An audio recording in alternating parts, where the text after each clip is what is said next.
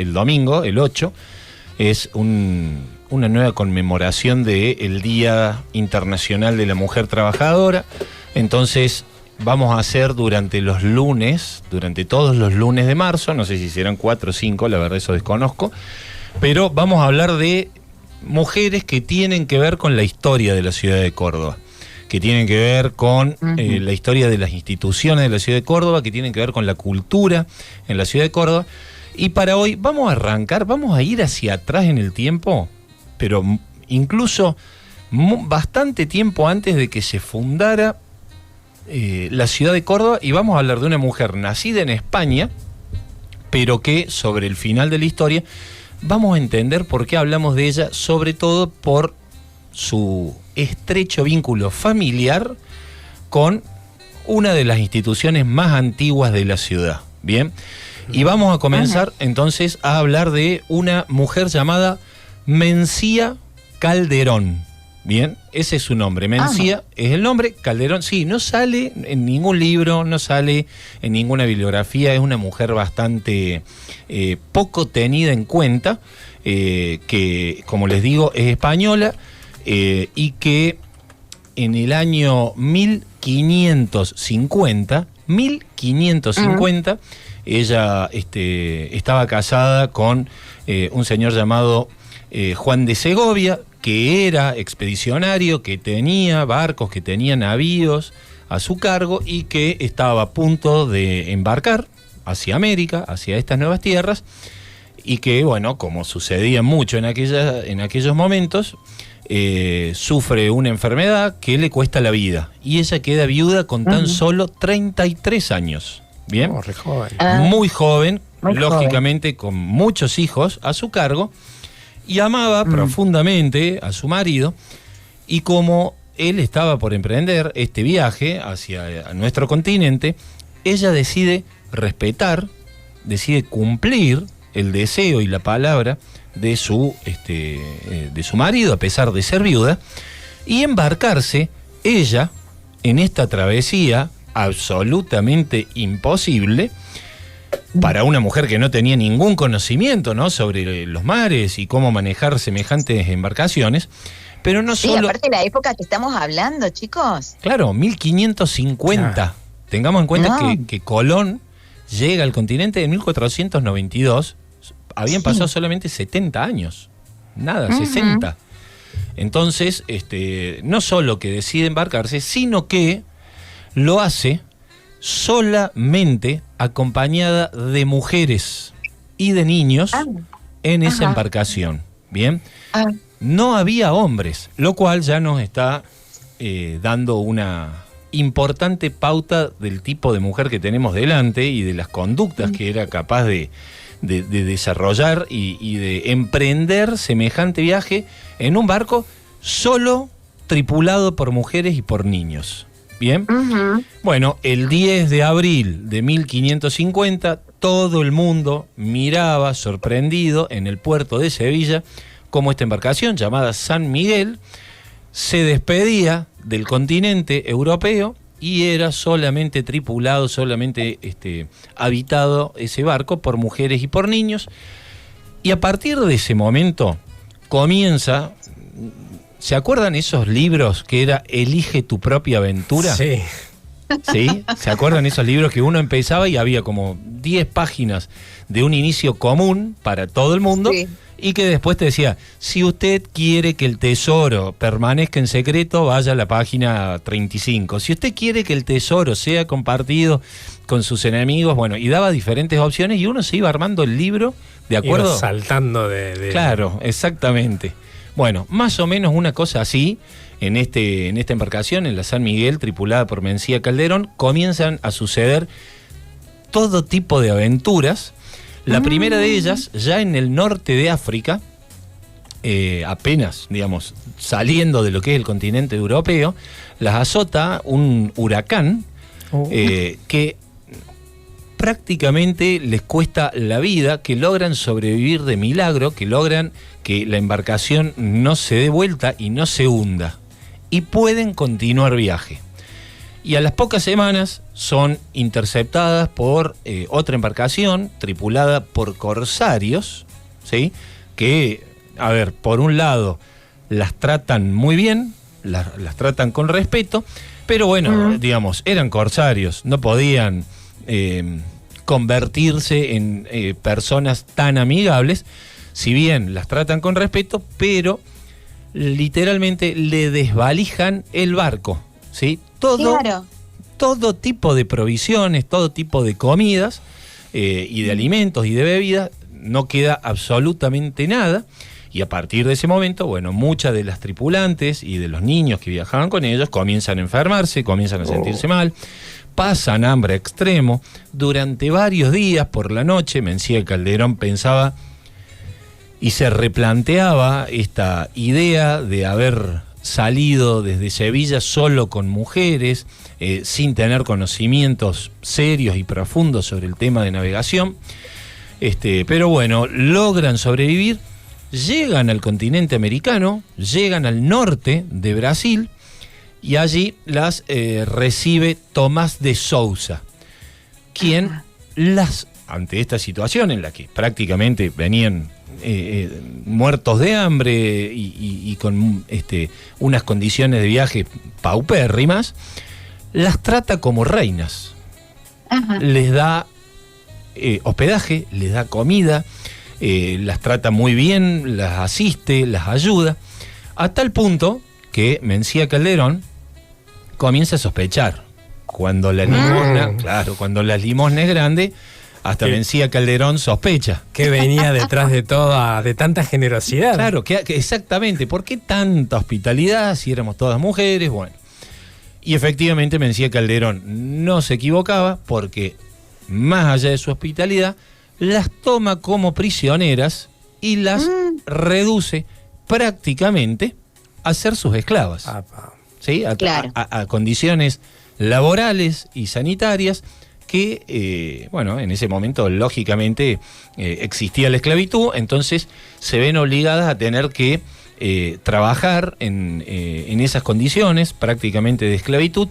Logran, después de varios meses, estas mujeres retomar el contacto con España, que España envíe ayuda que las pueda auxiliar en esta situación, y después de varias semanas más, esta ayuda española finalmente llega, son liberadas, pero como contrapartida, la corona española, por, digamos, el costo que tuvo esto, fue que la corona española les retiró todos sus títulos y sus cargos reales y de nobleza a las personas. ¡Ay, qué copado! Unos divinos. Sí, la corona española en ese momento se cobraba los favores. Entonces, que también, lógicamente, implicaba una cuestión económica, ¿no? No era solamente los títulos nobiliarios, sino que también implicaba una cuestión económica. Bueno, en esas condiciones... Perdón que te interrumpa, dicho sea de paso, sí, ¿no? Porque las mujeres, por lo que yo he leído, por lo que he visto, por lo que veo en las películas, les costaba mucho reclamar sus derechos para títulos nobiliarios o para derechos económicos, porque era una época en la que verdaderamente las mujeres no podían aspirar a nada de eso, o sea, en contadas excepciones, sino que manejaban las cosas los varones. Y a propósito de lo mismo que te estoy diciendo, ellas venían con una tripulación de marineros o la tripulación era femenina también todo. Yo no me puedo explicar que se lanzaran a cruzar un océano solas. No. Porque viste que siempre estuvo la creencia, por lo que yo he podido observar también, en que los marineros no les gusta que vayan mujeres, viste, en los barcos. Totalmente. Bueno, a ver, por un lado, sí, estas cuestiones nobiliarias y reales de la corona, para las mujeres también eran de muy difícil acceso. Entonces, bueno, se las retiran a todas. Siempre era el rey y su esposa, o la reina y sus hijos. O sea, la mujer siempre estaba atada o vinculada, asociada a una figura masculina dentro de la corona. Claro. Bien. Y por otro lado, sí, imagínate, a ver, si dentro de la corona las cosas se manejaban así, en un mundo de navegantes donde siempre eran solo hombres, el hecho de que haya sido un barco tripulado, habitado solamente todo por mujeres y por niños, a cada lugar, y esto va relacionado con el próximo inconveniente y el próximo destino que ellas van a tener, era hasta una amenaza para quienes las recibían o quienes se cruzaban en los mares con un barco en el que solamente había mujeres. Primero no lo podían creer, claro, y después hasta era como una amenaza. O sea, a ver, estas mujeres, ¿qué hacen? ¿Por qué son solo mujeres? ¿Qué pretenden? ¿Bien? Claro. Entonces, bueno, una vez que logran liberarse de Tomás de Sousa, allí en Brasil, van a recorrer ya por tierra, ¿sí? Porque estaban en el continente, más de 3.000 kilómetros. 3.000 kilómetros. Tengamos en cuenta, a ver, por ejemplo, la distancia que hay de aquí, de Córdoba, a Lima, en Perú, por tierra son 3.000 kilómetros. ¿Bien? O sea, hay un colectivo que es un Córdoba-Lima, dura 3 días, en la actualidad, ¿no? Que salís de Córdoba el lunes, llegás el jueves a Lima. Claro. Son 3.000 kilómetros. En barco en esa época deben haberse uno, no sé... No, por tierra. Acá era por tierra, Santi. Eran todas mujeres, pero no había rutas ni colectivos. Claro. Imagínate recorrer 3.000 kilómetros por la selva, ¿sí? La gran mayoría de ese trayecto, solo por tierra, hasta que van a llegar a la ciudad de Asunción, en el Paraguay. Y allí las va a recibir otro hombre, un adelantado, no porque, digamos, sea un vanguardista, sino que ese era el título, ¿no? El adelantado, que se llamaba Domingo Martínez de Irala, por supuesto, ¿no? También un hombre que, al ver llegar todo este grupo de mujeres, y la pregunta era, ¿qué pretenden? ¿Qué quieren? Vienen ellas, vienen a ponernos un límite, vienen a decirnos cómo hay que trabajar. Entonces, bueno, desconfiaba permanentemente de este grupo de mujeres, pero aquí se va a producir un hecho, a ver, porque en la vida de Mencía Calderón no todo fue tragedia, desencuentro, pérdidas, huracanes y esclavitud.